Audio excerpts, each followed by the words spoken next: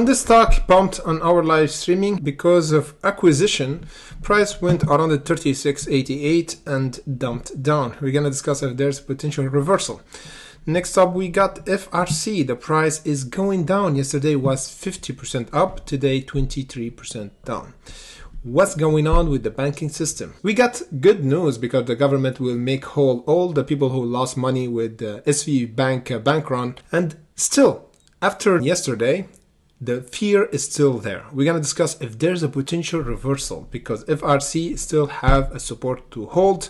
We got the other bank that's doing right, which is MCB, have a new high for today and still holding. There is no selling pressure and 13% up. On the other hand, WAL testing the important resistance and got rejected twice. We're going to discuss if there is a potential for today if we broke this level and where we're gonna go for WAL. DKNG dumped down from the 1784, which is our support before, and there's a potential support reversal for this stock. And of course, we're gonna discuss the SPY and what's going on with the market because Tesla's going down, Nvidia's going down, and even the SPY is going down. So let's get right to it and discuss first LYLT. We got this alert from our hunters here. Sandra, thank you, brother, for bringing this up to us because it has a potential. The price already pumped when we check it, got rejected around the 36.88. And many of you asking if there's a potential to re-enter for this stock. Right now is a bit risky because we're breaking the 23.29, which is the support that we discussed in our live streaming.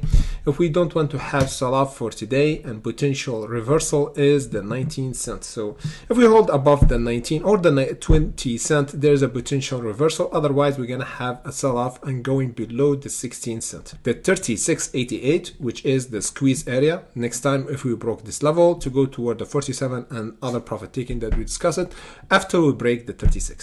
Next up, we got FRC. The price is still continue to go down.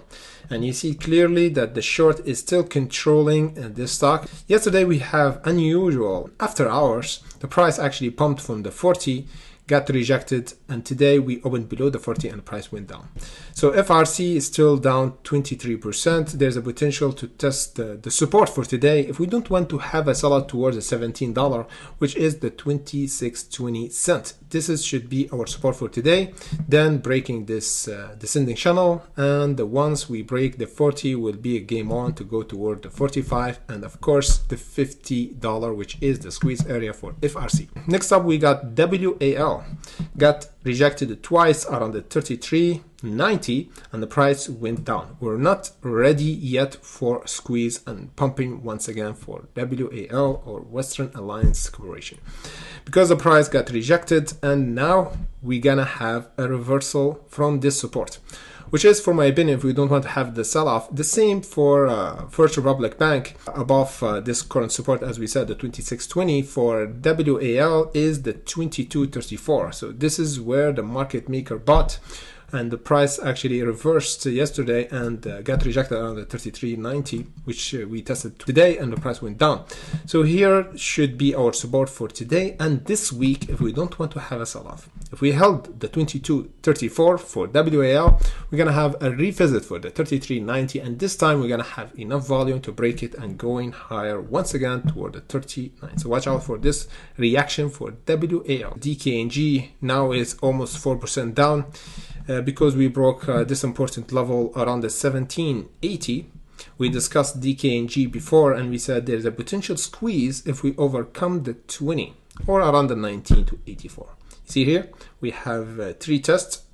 Back in beginning of March, the price went down, gave up because this is where the short seller shorted DKNG heavily, and that's why we went down today almost 4%.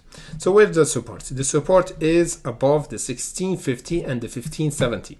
Here we're gonna have a huge reversal like what happened here when we tested the 1784 around the 2nd of March. Now we're gonna have a retest toward the 1784. If we don't overcome it, it means continuation down to fill this box. Here we're gonna have a reversal, then continue to go higher once again. We tested an important level for Tesla around the 184 price went down. We don't want to have a price going back once again below the 173 would be a weakness. AMD, I'm watching it closely because we're down just 0.71%. The 88 should be the breakout zone next time for AMD to go toward almost the $100. Next up, we got the SPY. We have to check the SPY because we still below the 393. We might have a reversal the 374. The only way to confirm a bullish trend for the SPY is the 430, as we said before. Any price below is still not confirmed yet that we enter a bullish trend. That's why the market is still sideways trending for a lot of blue chip company, and even after the pump for Tesla and Nvidia, we have a bit of drawback right now.